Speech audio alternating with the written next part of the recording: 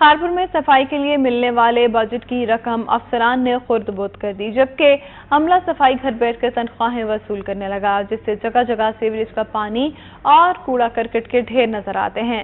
Report کر رہے ہیں وقار منگی۔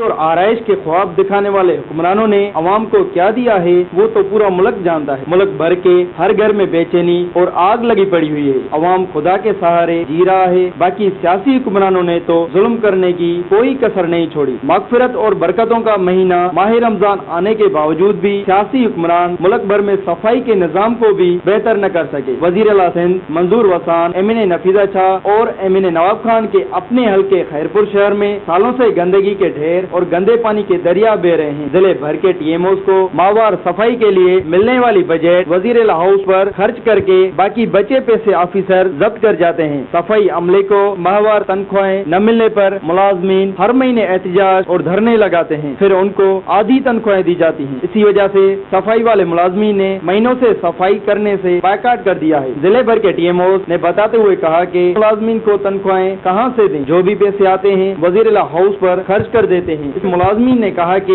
تنخواہیں نہ ٹائم پہ دی جاتی ہیں اور نہ ہی مکمل دی جاتی ہیں، اس لیے کام سے بائیکاٹ کر دیا۔ کیمرہ مین شفیق منگی کے ساتھ وقار منگی، وقت نیوز، خیرپور۔